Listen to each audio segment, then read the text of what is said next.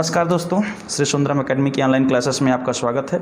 जैसा कि हम लोग जानते हैं कि हम लोग शिक्षा से संबंधित मुद्दों की क्लास कर रहे हैं। इस कड़ी में आज की क्लास शिक्षा का अधिकार अधिनियम 2009 पर है।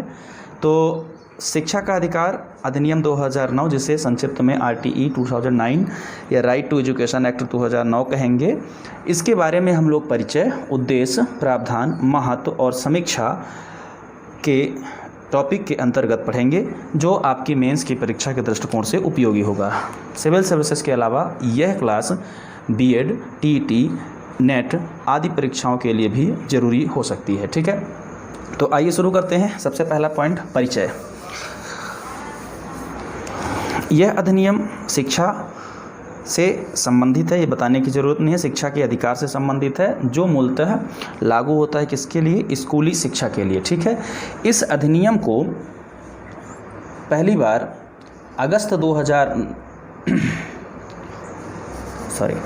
पहली बार 20 जुलाई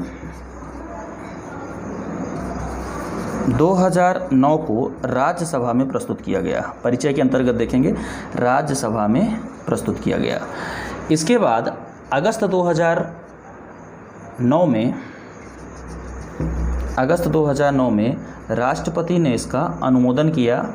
यह राष्ट्रपति द्वारा पारित किया गया, राष्ट्रपति प्रतिभा देवी पाटिल। ठीक है, और 26 अगस्त 2009 को यह भारत के गजट में प्रकाशित हुआ और 1 अप्रैल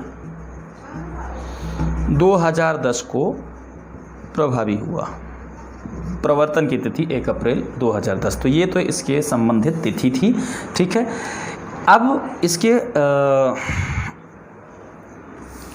बारे में कुछ और बात की जाए तो इसमें जो कुल इसका जो पहले अधिनियम संख्याक बता देते हैं आपको। इसका अधिनियम संख्यांक जो है वो 35 है। इसमें कुल अध्याय 7 हैं और कुल धाराएं जो हैं वो 38 हैं। ठीक है, ये बातें भी ध्यान रखें। अब आते हैं हम लोग इसके उद्देश्य पर कि RTE का उद्देश्य क्या था। तो देखिए, RTE का उद्देश्य जो था, ये संविधान से प्रेरित होता है। कोई भी अधिनियम संविधान में हमने 86वां संविधान संशोधन पढ़ा।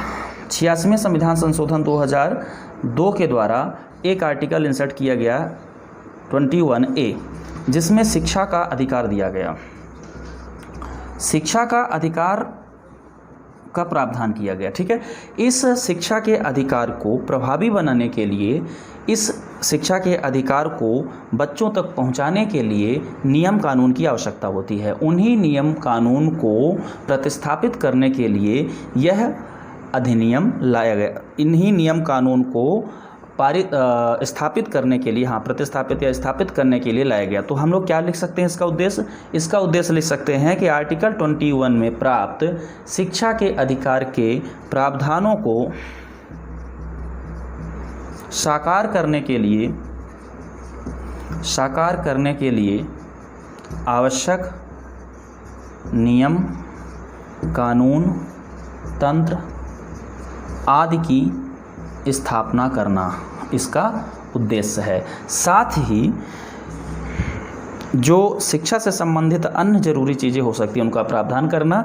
आप जैसे मान लीजिए, ये क्या करेगा, 6 से 14 वर्ष के बच्चों को निःशुल्क और अनिवार्य शिक्षा दिलाने के लिए जो भी कानून, जो भी तंत्र, जो भी सिस्टम, जो भी नियम की ज़रूरत पड़ेगी, वो यह अधिनियम बनाएगा। या अधिनियम बनाने की शक्ति केंद्र सरकार, राज्य सरकार या प्राधिकरणों को देगा। ठीक है, इस उद्देश्य से ये लाया गया। क्लियर है? तो आप समझ गए होंगे कि इसका उद्देश्य क्या था।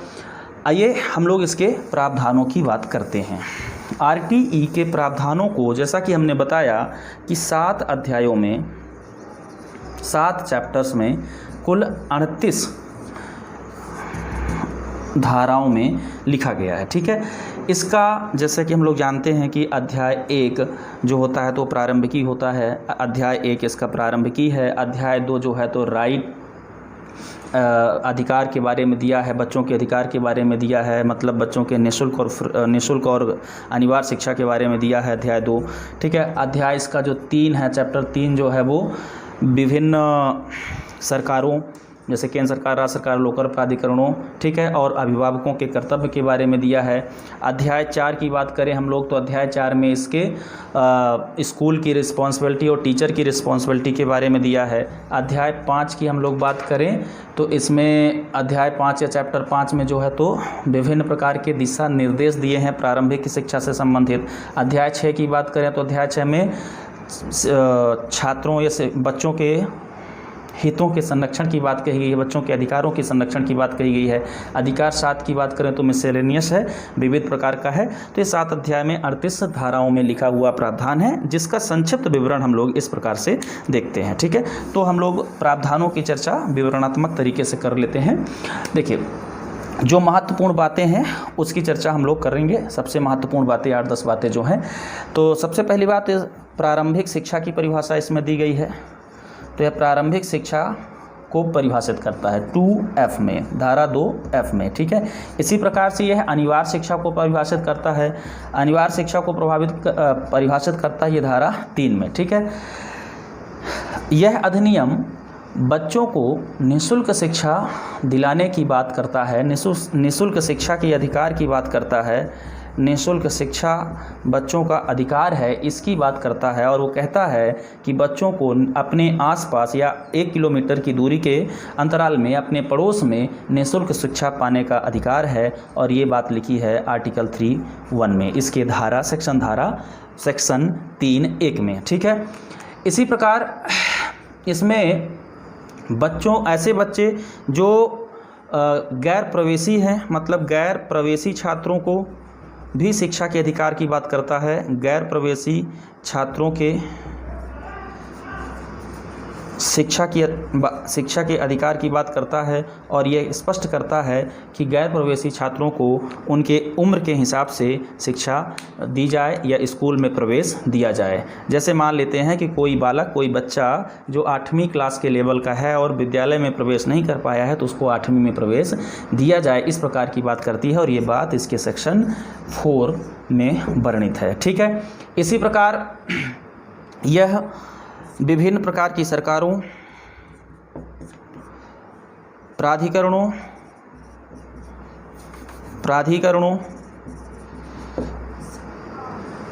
अभिभावकों के कर्तव्य को सुनिश्चित करता है मूलभूत शिक्षा के बारे में। प्रारंभिक शिक्षा को लेकर के सरकारों, प्राधिकरणों और अभिभावकों की जो ड्यूटीज़ हैं उनके बारे में बात करता है। इसके सेक्शन 6, 7, 8 में सरकारों के बारे में, और 9 में स्थानीय प्राधिकरणों के बारे में, स्थानीय प्राधिकरण जो हैं उनके बारे में, और 10-11 में बात की गई है इसके अभिभावकों के ड्यूटीज़ के बारे में।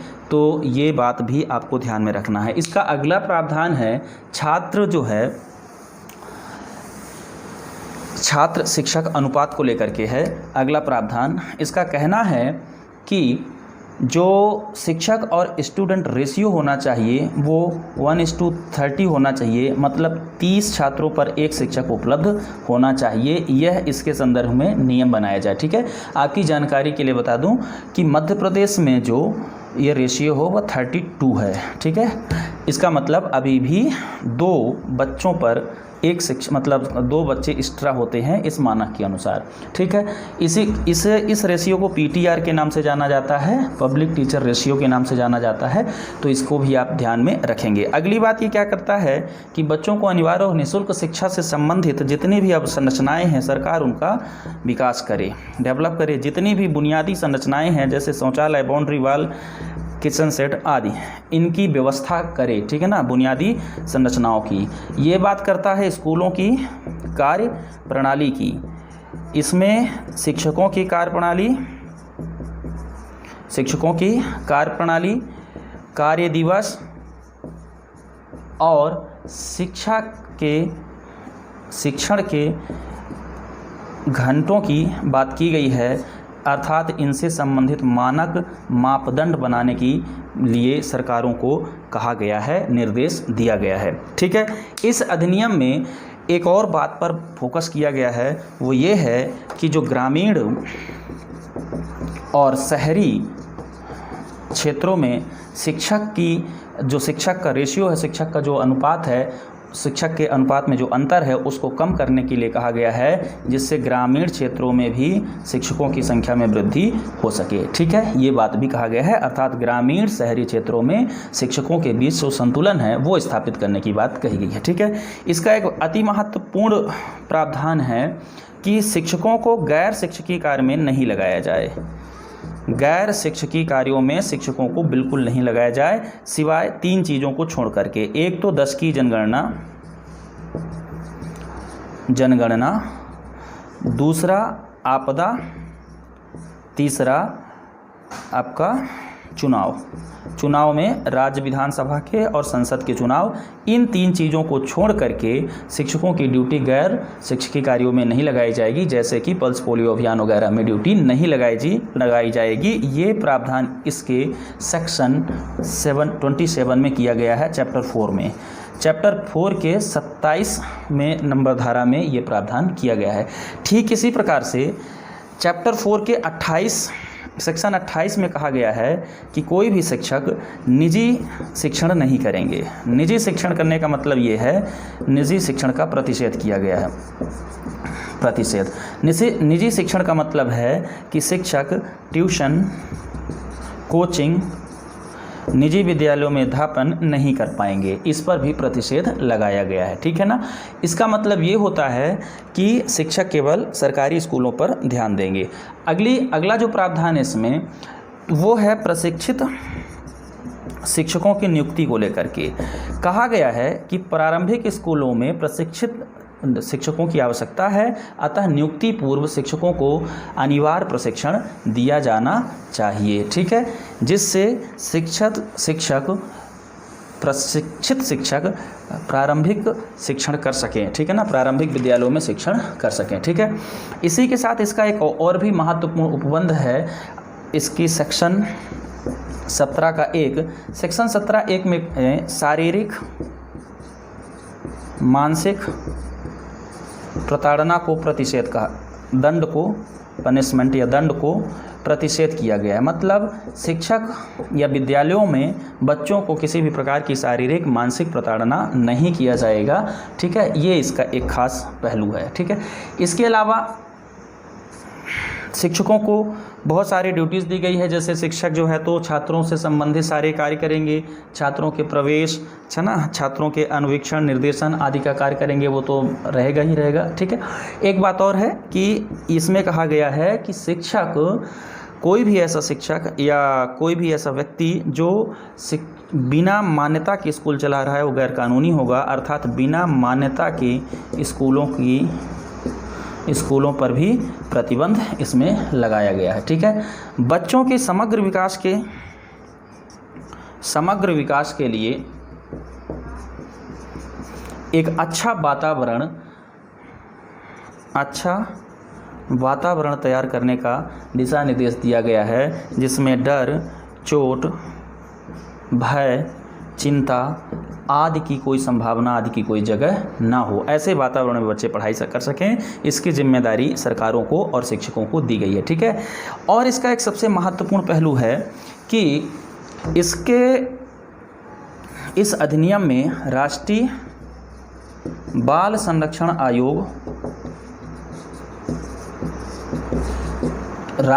संरक्षण आयोग के गठन की बात की गई है। राष्ट्रीय बाल अधिकार संरक्षण आयोग, ठीक है, राष्ट्रीय बाल अधिकार संरक्षण आयोग के गठन की बात की गई है। इसकी जो चर्चा है वो सेक्शन 3 में की गई है, लेकिन इसके बारे में डिटेल से आपको 31(1) में कहा गया है कि सेक्शन 3 के प्रावधानों के लिए आर्टिकल 31(1) में कहा गया है सेक्शन 3 के प्रावधानों के लिए राष्ट्रीय बाल अधिकार संरक्षण आयोग का गठन किया जाएगा। ठीक है, तो कुल मिलाकर के ये सारे प्रावधान थे जो किससे रिलेटेड हैं, किसके हैं, RTE 2009 के हैं। ठीक है, अगला देखते हैं इसका महत्व, RTE 2009 का महत्व क्या है। ठीक है, महत्व की चर्चा यदि हम लोग करें तो इसमें पाएंगे कि इसके जो प्रावधान है वो बहुत ही उपयोगी हैं। जैसे मान लेते हैं इसमें क्या प्रयास किया गया है कि जो प्रारंभिक शिक्षा की समस्याएं हैं जैसा कि हम लोगों ने पिछली क्लासेस में पढ़ा है, समस्याएं हैं, उन समस्याओं को दूर करने का प्रयास किया गया। जैसे शिक्षकों की कमी है, तो शिक्षकों की कमी को दूर करने के लिए इसमें प्रयास किया गया है। कहा गया है कि शिक्षक जो है तो 30:1 के रेशियो में होने चाहिए, ठीक है ना। दूसरा, जो प्रशिक्षित शिक्षकों की कमी है, प्रशिक्षित शिक्षकों की कमी है, उसको ठीक करने के लिए इसमें कहा गया है कि बिना प्रशिक्षण की नियुक्ति ना दी जाए, ठीक है। इसी प्रकार से इसमें जो बुनियादी संरचनाएं हैं उनको मजबूत करने के लिए कहा गया है, बुनियादी संरचनाओं को मजबूत करने के लिए कहा गया है, अर्थात शौचालय, बाउंड्री वाल, पेय जल व्यवस्था, ठीक है ना, सुरक्षा आदि की व्यवस्था करने की इसमें बात की गई है। और क्या कहा गया है, इसमें बच्चों को जो शारीरिक और मानसिक प्रताड़ना दी जाती है उसको प्रतिषेध किया गया है, शारीरिक मानसिक प्रताड़ना को प्रतिषेध किया गया है, जिससे बच्चे भय मुक्त होकर के, चिंता मुक्त होकर के स्कूल जा पाएंगे, जिससे शाला छोड़ने की या बीच में विद्यालय छोड़ने की जो प्रवृत्ति है उस पर अंकुश लगेगा, मतलब ड्रॉप आउट कम होगा। इसमें बात कही गई है कि निजी शिक्षण नहीं करेंगे, अर्थात ट्यूशन और कोचिंग की जो प्रवृत्ति है जिससे गरीब छात्र नहीं पढ़ पाते हैं उसको निवारित कर दिया गया है, जिससे सभी विद्यार्थी आराम से वही शिक्षा ले पाएंगे। क्योंकि होता ये है कि टीचर कोचिंग पे ज़्यादा फोकस करते हैं, ट्यूशन पे ज़्यादा फोकस करते हैं। इसी प्रकार से इसमें प्रावधान, जो महत्वपूर्ण प्रावधान किया गया है, राष्ट्रीय बाल अधिकार संरक्षण की बात की गई है। तो राष्ट्रीय बाल अधिकार संरक्षण आयोग क्या करेगा, बालकों के, बच्चों के समस्त हितों की रक्षा करेगा। तो ये भी एक बड़ी इंपॉर्टेंट बात है, जिससे वो प्रारंभिक शिक्षा को बढ़ावा मिलेगा, बुनियादी शिक्षा को बढ़ावा मिलेगा। बच्चों के समग्र विकास के लिए एक ऐसे वातावरण की बात की गई है जिसमें शांतिपूर्वक शिक्षण हो, ठीक है। ये सारे प्रावधान इसके महत्व को बताने के लिए पर्याप्त हैं। आप एक बात इसमें और शामिल कर सकते हैं कि कुल मिलाकर के ये समावेशी और बहुमुखी शिक्षा प्रणाली को बढ़ाने के लिए एक विशेष नियम है, कानून है, जो विधिक प्रावधान करता है, ठीक है ना। इसमें केवल निर्देश नहीं है बल्कि विधिक प्रावधान किए गए हैं, जिससे ये इनका पालन अनिवार्य हो जाता है, ठीक है। इसकी यदि समीक्षा करें, इसके कुछ कमियों को देखें तो कमियां ये हो सकती हैं कि इतने सारे प्रावधानों के बाद 2009 से आज 19 के बाद जितने आदर्श लिखे गए हैं वो सब अभी प्रतिस्थापित नहीं हो पाए हैं, अभी भी शिक्षकों की कमी है, ठीक है। तो समीक्षा में आप बताएंगे इनकी कुछ कमियां, और कमियां ये बताएंगे कि इसके लिखे प्रावधानों के बावजूद अभी भी शिक्षकों की कमी बरकरार है। पिछले वीडियो में आप देख सकते हैं कि कितने शिक्षक हैं और कितनी चाहिए और कितनी अभी कमी है, ठीक है। अभी भी बुनियादी संरचनाओं की उतनी भरपाई नहीं हो पाई है, ठीक है। अभी भी प्रशिक्षित शिक्षकों की कमी है, अभी भी बच्चे प्रताड़ित होते हैं शारीरिक रूप से, मानसिक रूप से। इसके संदर्भ में कोई कानून नियम नहीं बन पाया है, ठीक है।